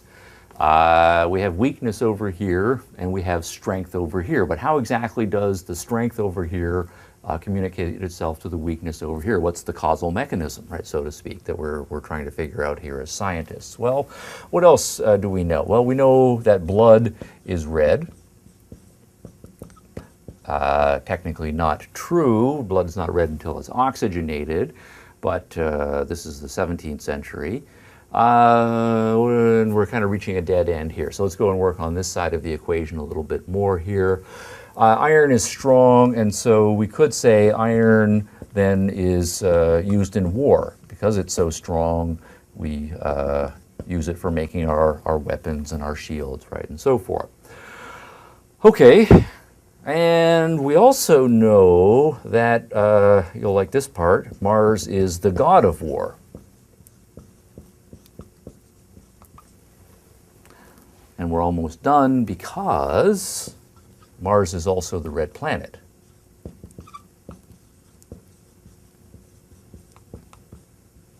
And bingo. Although this was before bingo was invented, blood is red, Mars is the red planet. So we now have a theoretical causal mechanism. The strength of iron, right, is communicated through Mars, the god of war, astrologically, and then astronomically, right, through the red planet, and it's the color, right, of blood that is then the causal mechanism communicating the strength to the weak blood, thereby strengthening it and curing the anemia. All right, now, in one sense, that's a beautiful thing, but it's also ridiculous, and this is why Locke, for example, is saying, if this is the prevailing understanding of the physical universe, the understanding of scientific chemistry, I'm not that impressed, and so I'm not going to include it on my curriculum. And Locke then doesn't have much of a room for physics and chemistry at this time. Though I did mention that Locke did want to be a philosopher as a young man, loved those issues there, ended up, though, majoring in medicine because it would be a more practical a way to make a living for him. He did, though, fairly quickly realize his lifelong ambition of being able to be a philosopher, and it was his medical career that enabled him to do so. And here, the fortunate thing that happened in Locke's life was that he was put in contact with the Earl of Shaftesbury. Shaftesbury was a major mover and shaker, politically speaking, in late 17th century English politics. But unfortunately, Shaftesbury was plagued by ulcers, just horrible ulcers that took him out of commission for great stretches of time. He tried lots of physicians, lots of alleged remedies, and nobody was able to do very much for him in terms of his ulcers. So John Locke, then a relatively young physician, was recommended to him as an up-and-comer, and so Shaftesbury, to some extent in desperation, says, okay, I'll try this new guy. Locke comes in. And notice the cast of Locke's mind as I talk through the story here. It's very modern, very realist, very scientific, right, in its approach to medicine. What Locke does when he examines Shaftesbury, he says, all right, here's the problem that we have, right? Here's the stomach. The stomach has too much acid in it. How can we then get the acid out of the stomach? Well, we could, of course, induce vomiting on a fairly regular basis, but we know that that does nasty stuff to the person's throat if you vomit regularly. We could also give the person laxatives on a regular basis and try that approach. That also has all sorts of nasty side effects that we don't want to get ourselves involved in. And so Locke then is saying what we then essentially have is a plumbing problem. How do we get the acid that's inside the stomach out? And so what Locke did was he went to a metal worker, had the metal worker make a spigot, like the kind of spigot that one would attach a garden hose to, right, for example. Have it made out of solid gold. Shaftesbury can afford for this to occur, gold being a relatively clean metal, one that doesn't tarnish, right, it's more pure and so forth. So a spigot made out of gold, it's got a couple of flanges, goes back to Shaftesbury's place, gets Shaftesbury all liquored up, lays him out on a table, drills a hole directly into the side of Shaftesbury's stomach, inserts the spigot into it. One of the flanges goes on the inside of the stomach wall, the other flange on the outside of the stomach there, cleans it up, puts a dressing on there, and waits, and it works perfectly. Right? Shaftesbury, at that point, after he recovers from the surgery, is then able, anytime his ulcers are acting up, to step aside discreetly, excuse me for a moment here, take a little bowl, open the spigot, drain out all of the excess acids from his stomach, close up the small and discreet spigot, dump out the acid, and the ulcers are at least temporarily cured for a while. So it's a great medical success story here. Now, it's a medical success story, but notice the method that's being used here, right? We're not relying on the ancients. We're not relying on traditional methods that are being handed down. Locke is approaching this subject with an open mind. It's observation, it's experimentation, it's that modern naturalistic realist way, right, of approaching the subject. And of course, there's a certain amount of courage involved in drilling holes into great men of one's day. It was also a great success not only medically, but it was also a great success for Locke professionally, right, because then Shaftesbury's response was to say, Locke, you're hired, you are now my family physician, you can come and live on our estates, and of course whenever we have a medical problem in the family you will come and attend to us. But that did leave Locke with great swaths of time for pursuing his first love, right, which is philosophy, and so he was able to think and write a great deal and then come to be known as one of the world's great philosophers of all time. All right, we'll stop there on realism in theory and in general and historically in Locke's particular case. What I want to turn next to are some of the major implications for realism as an educational practice in contemporary times. All right, in this next subunit I want to turn to realism's implications for education and see how education looks differently for the realist than it does for idealists, given that for the realists, taking the natural world as a primary focus is serious. Epistemologically, we're much more focused on observation and the use of the senses and integrating that with more theoretical considerations, rational abstraction. If we take seriously, again, mind-body integration and the sense of human beings as having a tabula rasa set of capacities that could be developed in many open-ended directions. And if in our value approach we're much more focused on individual choice, individual self-responsibility, and liberty. Now, one thing that's important for realists traditionally is a 3 R's approach or a foundational approach to education. And it's important for students to get a good solid foundation in reading, writing, and arithmetic. And that is not, of course, different from what the idealists traditionally would say as well, except that the realists put greater emphasis on the practical value, right, of all 3 of those disciplines. Reading is of practical value. It's not simply a vehicle that opens up your capacity for higher abstractions and so forth. Writing, again, is of enormously practical value, as is arithmetic. And again, we're not simply seeing arithmetic as a gateway to higher order mathematics, which we are as realists rather, but we're also interested in arithmetic's practical value in business affairs and keeping one's books at home and so forth. So, good, solid, foundational, practical education is important for the realist. And this emphasis on foundational, practical knowledge drives all of the major decisions that the realists will make about their curriculum. And so a fairly standard traditional curriculum now emerges in the modern world, where students should learn history. There are many things that history can teach us of practical relevance, how human beings in the past have solved or failed to solve certain sorts of problems that we in the modern world continue to grapple with, learning civics so that we can be politically engaged in our cultures.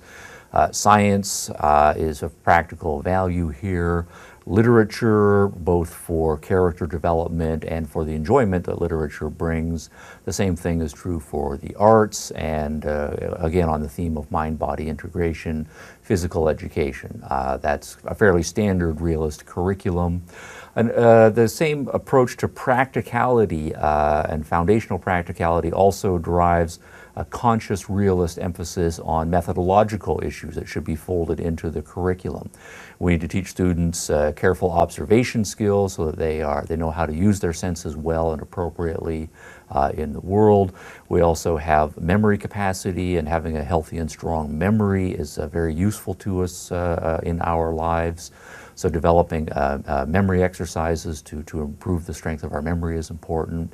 Learning more abstract classification skills, going on to be able to use logic and mathematics and so forth.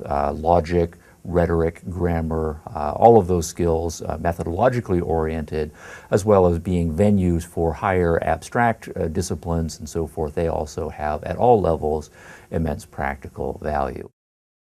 Now, that said, I want to single out 3 elements of the realist curriculum for special focus and say a little bit more about how those are differently taught or differently emphasized or differently justified by realists, especially in contrast to the idealists as we've seen so far.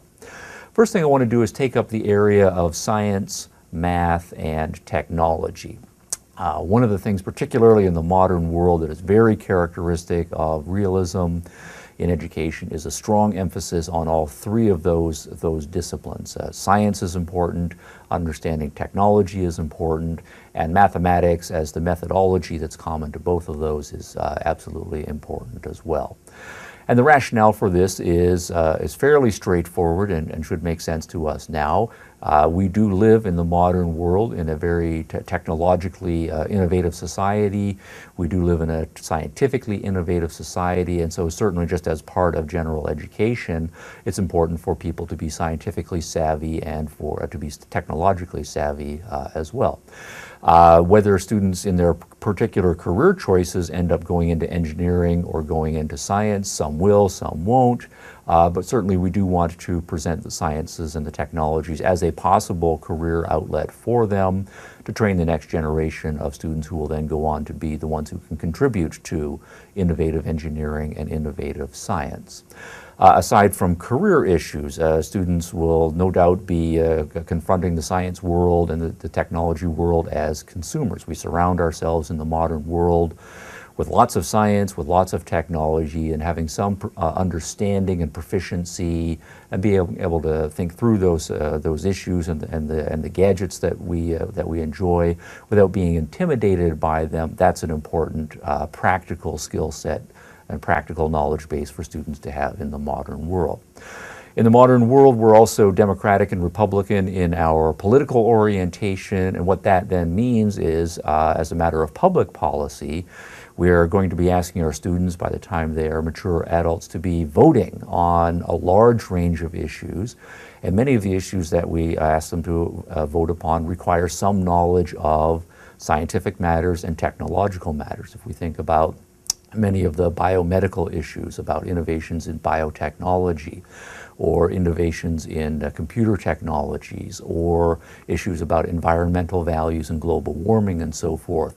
If students are illiterate scientifically, if they're illiterate mathematically, if they're illiterate technologically, then they're going to be casting uninformed votes, and that is very unhealthy for a Democratic and Republican approach to politics. And of course, as realists, we're interested in students having a flourishing, well-rounded life, and we want them to have a happiness right in their life. And it's also true for a vast number of people who have basic scientific education and technological education, that those fields are a great source of great pleasure for them, whether they're professional scientists or not. Just reading popular science books, popular technology books, watching television shows and documentaries and so forth, giving them the tools and the basic knowledge so that they can explore that source of pleasure throughout their adult lives. A good foundation in science, math, and technology education is very important here. We might also mention a couple of practical things. Most of us have some fairly expensive pieces of technology in our lives. We have our automobiles, we have central air conditioning systems and heating systems in our homes. We have expensive pieces of computer technology and so forth. Having some understanding of how those things work so that when they break down, as they are going to once in a while, and we have to take our car to the mechanic, we're not scared to death just because we have no clue what's going on. A certain amount of just basic knowledge about auto mechanics and how all of the systems work. And being comfortable with talking about technological systems can ease many of the stresses of adult life in a modern technological society. One other point that sometimes comes up, not consistently though, but it's worth mentioning in realist discussions of education, concerns the place of mathematics. One suggestion I've come up against a couple of times, or actually several times in my readings and discussing with other realist educators, is the idea that particularly, say, through the high school level, the claim will be made that mathematics should never be taught as a separate branch of study, that mathematics as the method side of the sciences, as the method side of technology, should always be taught in an integrated fashion with the actual content branches. Now, the argument will be, once one gets to the higher order mathematics, there certainly can be value to abstracting out various sorts of mathematical branches of investigation and just running with those. But particularly for the younger grades, particularly in cases where many students become unmotivated because they lose the practical connection. What's the math good for? Always having the math tied to the particular problems and issues that one's trying to solve in the sciences or technologically, that always means that the students know why the mathematical tools that are being developed are useful, because they can see them rather as useful in solving the particular problems they're trying to solve in chemistry or in physics or in electronics or whatever it is that they are studying.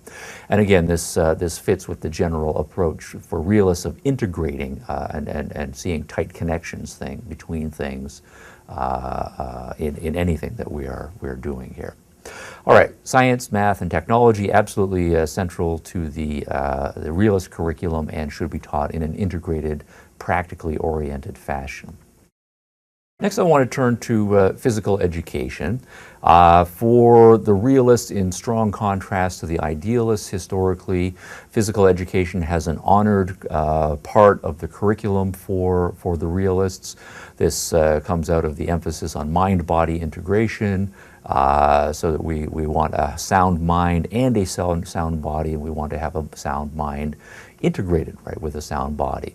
And what this then means is that we are concerned with mental health, we're concerned with physical health, so we want students to develop bodies that have a great deal of endurance, flexibility, strength, right, and so on. But we're not concerned simply with educating bodies in any sort of a reductive sense. So it's not simply a matter that our physical education is a matter of do 50 push-ups, do 100 sit-ups, do 12 laps, and then you're done, go have a shower. But when we're teaching physical education, at the same time we are doing strength exercises, flexibility exercises, we're concerned with mind-body integration issues. So we might be teaching a sport, for example, and while we're teaching students the physical mechanics of the sport and we're interested in the exercise values and conditioning values that sport can offer, we're also interested in the cognitive component. What are the rules of the sports? What are the strategies of the sports? What are all of the character issues that are involved in sports? Good sportsmanship, leadership, knowing how to be a good loser and also to be a good winner, and so on. The entire psychological side of sports and physical exercise is integrated then with the physical aspect of the sport all of the way through. Next, I want to say a few things about art. Art, we know from the idealist perspective, is at best suspect. And for all of the reasons that idealists are typically suspicious of art or have been outright hostile to art over the centuries, those are reasons why precisely realists have prized art and so forth. Art is a matter of, in most of the art forms, of emphasizing the sensory and, in many cases, the sensual. We take our students out with their sketch pads on a nice day, and we take them out to a meadow or to the woods, and we ask them to sketch.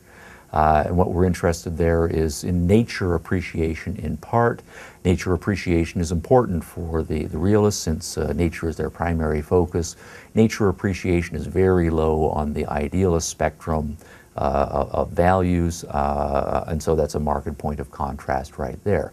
When we're teaching students, say, to be able to sketch a tree or to sketch a meadow or a landscape, we're interested in teaching them precise observation skills. It's a matter of sensory training.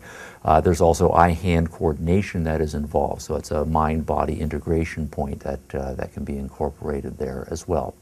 As our arts become more sophisticated, arts often will involve thematic approaches to art. So it's not simply a matter of this is the way a tree looks and being able to represent it well, but to make more thematic points about the beauty of nature or the majesty of nature or the threateningness of nature or the wildness of nature. And so we'll be integrating more abstract classification and interpretive issues. How do I interpret a sketch or interpret a painting or interpret a given piece of literature and so forth? And so we do know that the arts can be a vehicle for all sorts of abstract interpretive abilities as well. Carrying on with the theme of mind-body integration, we also know that the arts can affect us powerfully emotionally, and emotional exploration and that whole side of our psychological lives. It's the whole of our psychological lives and the whole of our physical lives that we're interested in as realists, and so using the arts then as a vehicle for emotional exploration in music, in theater, and so forth, that's an important value for the realists as well. We know that the arts also can be, when students have skills and ideas of their own, an important source for them to develop themselves as individuals, to explore their own voice, to be creative in their own unique ways. This is, of course, something that idealists typically frown upon, given that they're much more focused on obedience and discipline and self-restraint, but a realist rather as being more interested in self-expression, self-development, and more individualistic in their orientation. The arts then are a perfectly healthy vehicle for doing this sort of thing. And then, of course, if we just focus on the realist emphasis on the pursuit of happiness, the pursuit of pleasure in one's life, again, we know that the arts can be a source of great pleasure over the course of one's adult life. All of the great music that is out there, the great body of literature that has been handed down to us and is being developed all of the time, the great theatrical performances, the great paintings, and so forth, guiding students through all of that during the course of their education so they know the lay of the land, they know everything that is out there, and giving them a good foundation so that as adults, whether they are going to go into the arts professionally in their careers or not, but as adults they have the tools and the knowledge to be able to explore throughout their lives the great values and pleasures that the world of art can offer. That is a great value for education as well. All right, so I just emphasize three elements in the realist curriculum that are prize and honor, that is to say the sciences, physical education, and art. And I singled those out in marked contrast to idealism, because we do know from the history of idealism, science, physical education, and art are things that tend to be at best de-emphasized, or in many cases in idealist education are consistently set aside and not included in the curriculum. By contrast, one of the great marked historical contrasts, especially as we get into the modern world, is that science, art, and physical education have honored and central places in the realist curriculum. Now, I want to return to this issue of theory-practice integration that is very important to the idealists and say more about that. Last major unit, when we looked at idealism, one of the themes that's very important in idealist education tends to be a theory-practice dichotomy, the idealists emphasizing the theoretical and the abstract and not so much being interested in practical applications and how things work out in the natural world. The exact opposite is true as a strong and marked philosophical and practical tendency for the realists. And so I want to give a couple of examples that illustrate what I take to be clear examples of the idealist emphasis of theory and practice being integrated, as well as another contrast to the idealist, that being the idea that education and pleasure should be integrated. One of the things that we again can contrast to idealism is the notion for the idealist that education is something that one should do as a sense of duty or obligation, and it's not something that is going to be enjoyable. That is, again, in marked contrast to the realists, rather, who believe that education and pleasure should be fun. Education should be a source of happiness. So, integrating theory and practice, integrating education and pleasure, or education and happiness. Three examples that illustrate that, I think, perfectly. Take younger kids. First example would be mathematics. In many cases, kids are not particularly interested in mathematics, particularly if we teach mathematics and arithmetic as a matter of dry, abstracted rules that are disconnected from anything that's going on in their lives. Suppose we have, though, some younger kids who are 8, 9 or so years old, and it's autumn and it's the end of the baseball season, and you know, at least in America, that many of the kids in your class are baseball fans, and they're intensely interested in what teams are going to make the playoffs and what teams are not going to make the playoffs. So suppose we said, for example, that the Chicago White Sox are 1 game behind the Toronto Blue Jays, but there are 5 games left, and the kids want to know, are the Chicago White Sox going to make it to the playoffs or not? Well, then math starts to become important to them, because that then gives them a set of arithmetic tools that they can figure out for themselves with various kinds of scenarios. If there are 5 games left, and the Toronto Blue Jays lose 4 of those games, and the Chicago White Sox win 3 of those games, then the Chicago White Sox can win the pennant. Now, that is mathematics. There can be a number of other scenarios that can play out, and we can play out all of those scenarios arithmetically, but the students are going to be motivated, and they can see the practical value of that. Another example, suppose we're dealing with kids who are a little bit older. Here's an example that struck me. Did not occur in a formal schooling setting, but nonetheless, it's, I think, a perfect example, and realists would applaud this sort of thing. Some years ago, when we moved ourselves into a new subdivision, many of the houses were recently built, but there were large tracts of land that were still undeveloped. And so one of the things I noticed driving home was that there were some kids that seemed to be in the age of 10 to 14 years of age or so, and in some of the vacant lots they were riding their bikes up and down the lots, and they had bikes that were designed, I believe they're called BMX bikes, designed for jumping over ramps, and they're designed for rougher terrain. So they were making some paths for themselves through the vacant lots. Then as I was going along, I noticed over time that they were getting a little more creative about this. They'd taken some shovels over, and they were building ramps for themselves and digging pits. And they had some lumber, and I'm sure they had swiped some lumber from some of the building sites, and they'd built some ramps for themselves.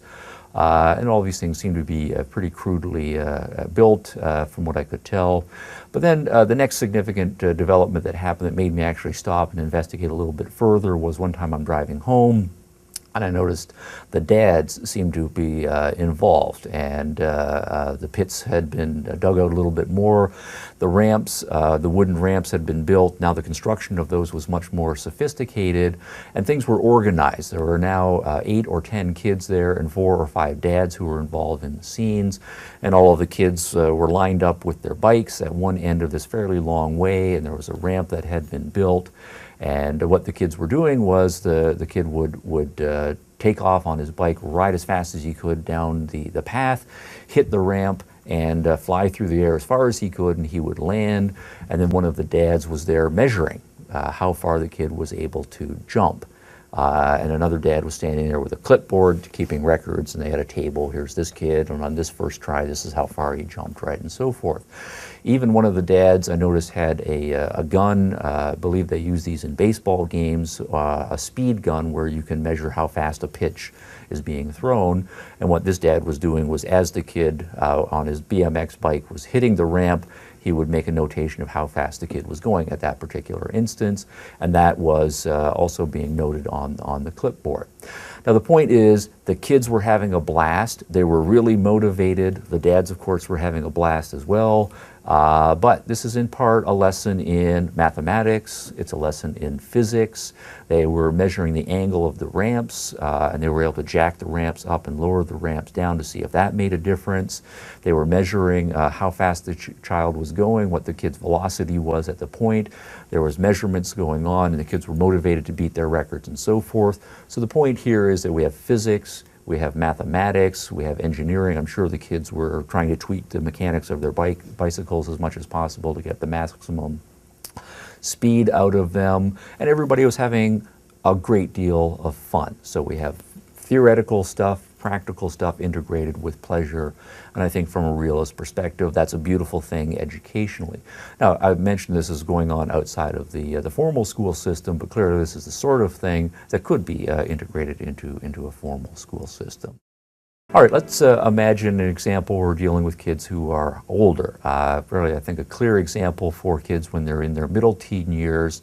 Most, if not all of them, are highly motivated to get their driver's license, but they're recognizing that this is a very complicated set of endeavors that they're embarking upon. There's not simply just the mechanical issues of learning how to drive a piece of potentially dangerous equipment safely. The students are also having to learn the rules of the road and all of the civility issues that are important there. There are also all sorts of physics issues. How does a car work? There are also mechanical issues, lots of electronic issues, lots of chemistry issues. So all sorts of physics lessons, chemistry lessons, and electronic lessons can be folded into this.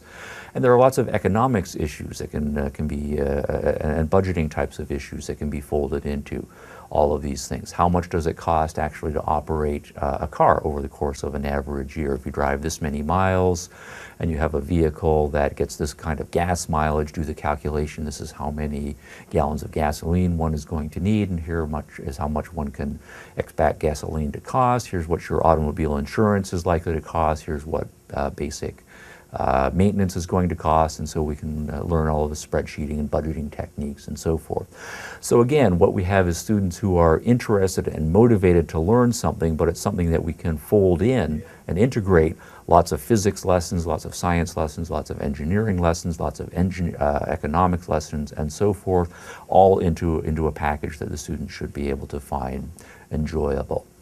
Another example that I believe most realists would sign on to and say it's a perfectly good example of integrating theory and practice, integrating pleasure with education, and I'll choose a more artistic example here, is theater. If you think about theater as a vehicle, theater is a beautiful integration of so many different things if a theatrical production is going to be pulled off. Certainly, a big part of theater and the attraction of theater is reading the script and learning the script. It's a form of literature, which means it has lots of characters engaged in various kinds of activities and collisions. There can be good versus evil. There can be explorations of lots of character thematic issues as well. The whole human dynamic can be played out on the stage. It also gives students in their teen years, when they are experimenting themselves with personality styles and character styles and deciding who they want to be as adults, a chance to explore in a semi-realistic but nonetheless imaginary context what it's like to be in a certain kind of character involved in certain kinds of dynamics. So for all of the reasons that literature can be a valuable form of art, theater can be a valuable form of art, plus it also has that existential acting component that is valuable as well. Theater also, though, is very social, and so there are lots of social dynamics that can be folded into. Particularly, there are issues of as the deadline gets nearer, the pressure is on, people are up against the deadline, people are under stress. How does one learn to work with other people under situations of social stress and with looming deadlines? Enormous character values that can be learned in that particular case. There are lots of technical issues that arise in the context of theater. One designs a set and builds a set. Lots of design issues that brings in all of the visual arts and those skills there. There's the issue of building the sets, which involves carpentry skills, painting the sets, which involves another set of skills there, and again integrates the arts as well. There's all of the lighting and the electronics, which involves electricity. There's the whole realm of sound, which again involves physics and electronics as well. So for all sorts of reasons, the theater world is a beautiful thing. It integrates the sciences with technology, with the arts, with the humanities.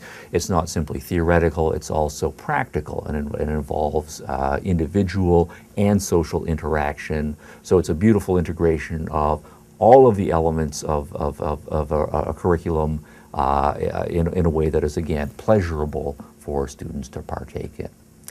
All right, so those are three examples. Children learning mathematics, perhaps in the context of figuring out who's going to win the pennant in baseball. BMX bikes and the physics and mathematics there, and then theater for the older children. All three of those examples for the realists, I think, are good examples of theory and practice and education being enjoyable. Next, I want to take up another issue that's important both for realists and idealists, and that is the issue of tracking and the issue of different ability levels that we find among our students in class. It is a reality in almost every classroom that you can have students of wildly different ability levels, wildly different ability levels and interests. And so there's a natural question then for teachers about how we are going to manage this, what's the significance of these abilities levels, where do they come from, and so on. What we have found in idealism is that their view of human nature tends to interpret the ability levels in terms of a nativistic approach, that human beings are by nature preset with certain ability levels, and so the job of the teacher is to recognize those different ability levels fairly early on, and this can lead to a kind of tracking. The students who aren't on the more intellectual track, they will get a certain kind of education. Students who are on the intellectual track will, and students who are on a more practical education track will get a different sort of education. Now, all of that might be true in a realist curriculum as well, but the reason that the realists will get there is very different. As we've seen in realism philosophically, the realists tend to emphasize a tabula rasa view of human nature, the idea that students, all of us are born with an open-ended set of capacities, and so any student in principle can learn just about anything. It's not the case that any of us, at least early on, are incapable ever of learning calculus or to play the violin proficiently and so on. But nonetheless, it is true by the time we get the students in our class that most of them do have different abilities, most of them do have different interests, and certainly it is a social reality for teachers to deal with and a classroom management issue. How do I manage students with wildly different interests and ability levels? The realist answer is typically to try to individualize education as much as possible, rather than dividing students into ability level groups and then still giving them one size fits all in that context. What the realists are more likely to do is to say what we need to do is try to structure the educational environment so that students can, as much as possible, make their own choices about what they're interested in and go at their own pace, so that we're not putting greater demands on the students who are unable right now to do certain things, and we're not also slowing down those students who are able to go at a much faster pace. Now here I think of a couple of examples. One is Montessori education, which was developed in the early 20th century. One of the centerpieces of Montessori education is enabling as much as possible students to choose what activities they are going to work upon. The Montessori teachers, as experts in setting up the curriculum, have decided here are all of the important things and valuable things that we want students to learn, but within that framework we give students choices. What are they interested in working on in this unit at this time and so forth, and we let students work on those things for as long as they are interested. And then when the students are no longer interested, they then start to work on some other interest or issue rather that they find interesting and so forth. And the idea then is that the students work on things that they're interested in, they work at their own pace, and there's also assessment built into the units as much as possible. Students can get the feedback from their success or not at doing the units, and so the teacher then can divide her attention across more students in a facilitating direction as opposed to having to be the primary delivery mechanism for all of the information that's necessary. So I think Montessori's educational system, which broadly comes out of the realist approach, is an example of individualizing things as much as possible. One thing I remember from my own experience in the middle grades is a set of reading units where obviously students, some of them are very interested in reading, some students are less interested in reading, some students read very quickly, some students read more slowly, some students understand material on first pass, some students like to read things through a couple of times before they're ready to be tested on it, and so forth. So we have a problem if we have a class of 25 or 30 students, if we try to make all of them read the same thing at the same pace and all them take the test on that thing at the same time. So the system I remember, I believe it was called the SRA reading system. What it did was the teachers and the experts in reading went through, and suppose we're talking about fifth grade reading, they would select, say, 100 stories that they judged to be appropriate for fifth grade readers to be exposed to, and they divide them, say, into units of 10. And so they'll have 10 stories at this basic level that would be suitable perhaps at the beginning of the year, and I'll just arbitrarily assign them the color blue. So we have 10 stories in the blue unit. And what we then do is we enable all students to choose which of the stories they're going to read. This might be a story on dogs, this might be a story on pirates, this might be a story on football. So the student can make his or her own choice about what story in the blue group he or she wants to read when it's time for us to do reading.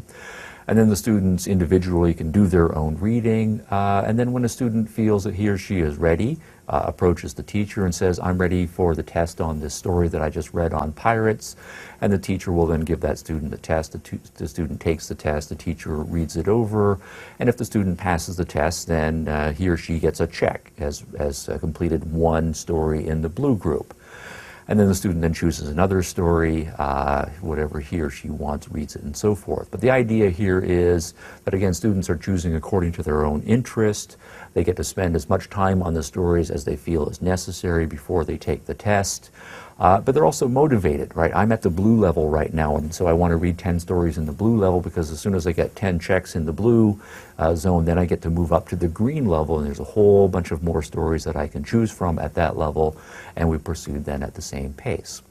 What one then can have over the course of an academic year is students in principle can go very quickly. They're already up to the silver level, right, or the orange level, while other students are still working their way through the green level, and that's fine. The students are still making progress. It's individualized, and it's not holding back the faster students, and it's not holding back the quicker students, or putting pressure rather on the slower students, and so forth. All right, so that's tracking, and the idea then would be if we can find ways to model that in other areas, in chemistry and across the curriculum, that can solve the tracking issues as well. We also aren't putting students in and typecasting them. It might be the case that there's a given student who's struggling with reading in the first grades, the second grades, the third grade, and so forth, but suddenly takes off in the fourth grade and becomes highly proficient. That's fine. We can accommodate that, as opposed to having decided in the first grade the student is a slower student, and so that person then gets stuck in this track for many years, and it's very hard for that person to jump back and so on. All right, finally, in this unit on realism in education, I want to take up a set of issues involving character, discipline, motivation, and liberty, again, from the realist perspective in contrast to idealism. One of the things that is a marked tendency in idealist education historically is the idea of motivation properly being a matter of duty and obligation, partly because we think of education as something that is not pleasurable. It's something that has to be forced upon the students, and students need to do it because they are supposed to, rather than because they want to. And typically in the idealist context, a more top-down, hierarchical, authoritarian social structure is in place. The teacher is the boss, the teacher is the authority figure, and he or she is, in effect, laying stuff on the students who are expected to be properly reverential toward the teacher and to obey, right, what the teacher says here. All of those themes go by the wayside when we turn to realism. For the realists, the assumption is that we do, by nature, want to grow, we want to grow physically, we want to grow psychologically, and so developing our capacities both physically and psychologically is a natural thing that human beings want to do, particularly younger human beings. So motivation should not primarily be a problem. People are naturally curious. They do naturally like to develop their capacities, and so education should be able to foster and encourage that if done properly. So issues of motivation are in many cases a lack of motivation. We might complain about a student who is 7 years old, not paying attention in class, not staying on task, and we then might be tempted to lay down the law on this student and use more forceful methods to make him pay attention and so forth. But we do at the same time know that that same 7-year-old kid, if say put in front of a video game that he enjoys, will be motivated to stay on task for a great deal of time. And the reason there is not that the kid is in principle not able to stay on task and remain focused, that is that he is motivated, right? In the case of the video game, he's not motivated in class. And so our job here is motivation. If we get the child motivated, all of the discipline issues take care of themselves. He's not a bad kid, he's an unmotivated kid. And motivation issues then are primarily a matter of seeing the value of something. In many cases, the problem is that we as teachers have not taken material and connected it to the child's life. But if we really know and believe that whatever it is that we want the students to come to learn and to be able to do is in fact valuable, then we should be able to make those connections to the students. Now this of course is a big challenge. In many cases we're preparing for them for things down the road that they're not yet able to understand fully when they are younger. But then if that's the case, we should be only introducing the things at a level that they're able to understand and see the value. Certain amount of their trust that, yeah, perhaps down the road there's a value here, and so they might give us a blank check to some extent, but we should be able to make good on that check fairly quickly. Make the value connections for the students at a level the student can make. Then he or she sees the value, the motivation problem goes away, the discipline problem goes away. That's how to approach things from a realist perspective here. So discipline is not a matter of imposition by an authority figure. Discipline is a matter of getting the students internally to see the value so that they become self-motivated to want to achieve the value and to do the work that's necessary to get that value. A connection here, I think, can be made to the practice of timeouts. My understanding is that at least the phrase a timeout is a relatively modern invention here. But if you think about the rationale for a timeout, that is a very realist phenomenon. You have a child who is not behaving well in class, and so you say, or a kid who's at home who's acting up, you say, all right, time out, and you put the kid in a quiet spot, and you say, all right, you just have to stay here, and you can't do anything for a certain amount of time. Well, what's the presupposition of that? If we think from the idealist perspective that education is supposed to be a drudgery, education is a pain, education is not something that students want to do, well, a timeout then would be a reward, right? Because then the student says, whew, it's like recess, I've got a certain amount of time that I don't have to be involved in this education process, and I would like the timeout to be as long as possible. And that certainly is counter to the whole strategy of timeouts for those who believe in timeouts as a useful tool for discipline and so on. The rationale for a timeout is the idea that the student will, in a timeout, become bored. And boredom is not something that we find pleasurable. Then the student, having calmed down, will say, no, I really do want to be involved in the classroom activities. I really do want to be participating in the education process. And so the student then is able to reconnect, right, the value of the education. So that then is to say the presupposition of timeout as a disciplinary technique is that education is valuable, and we're using a timeout as a way to help the student keep that in the forefront of his or her mind so that he acts appropriately in order to achieve the value. So I think that's an important and interesting contrast between that particular technique from an idealist perspective and a realist perspective. One more thing I want to mention has to do with the importance of liberty in the realist curriculum. liberty in the pursuit of happiness, and the importance of self-motivation and self-responsibility, as opposed to what is typically an ethics and social tendency in the idealist tradition to see ethics more as something that is imposed upon us as a matter of duty, and social structure being much more hierarchical and a matter of teachers and various authority figures when we get out into the real world telling us what to do, and we obey. We obey the teachers, we obey the law, we obey God, and so forth. That emphasis on obedience in the idealist approach, in contrast to the more individualist focus on self-direction and liberty in the modern realist approach here. If we think, for example, of rules, obviously the more students we have in a class, the more complicated the social structure, the more there is going to be need for rules if the social structure is going to work. And there's more need for civility and for manners and all of those principles of social intercourse for that to happen. And it's also the case that students are still learning how to do all of these things, and so we do need to have a teacher in some sense as an authority figure. But how are we all going to work this out as realists? A marked tendency among realists is to see classroom management and all of the issues of rules and social structure and civility as an opportunity for modeling adult life. But if in a modern society, if we're much more interested in democratic and republican political approach, then it doesn't make sense to have a highly authoritarian school structure and expect that that's going to prepare students. Suddenly we send them out into the real world to function as the kinds of people we want to in a relatively free democratic republic. So the idea here then is, as soon as possible, what we need to do in the school system is model the kind of life that we want students to be living as adults in the social structure.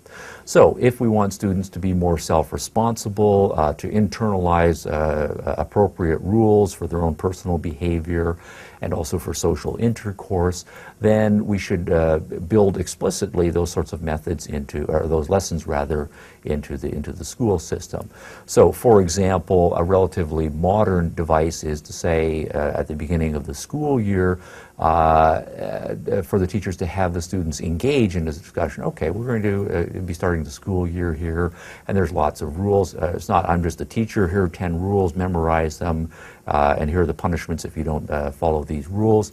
To have the students engage with the teacher, a discussion, what should the rules be? You know, if I'm talking, should we have it be that you raise your hands? Or if we're having a discussion, how do we decide whose turn it is to take to talk? Or if there's only 2 toys and there are 4 of us who want to play with this particular toy or this particular unit, how should we work this out? The idea being then to have the students think about that and have some discussion and working out about what would be an appropriate way to solve these kinds of problems.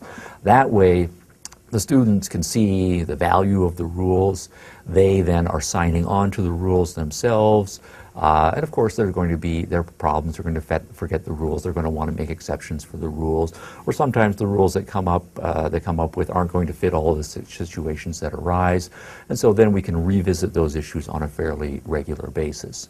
So the idea then is to get the students to be active participants in the process of making the rules, making the principles, internalizing them voluntarily, as opposed to seeing the rules simply as authoritarian impositions that they are expected to obey, whether they see the rationale for them or not.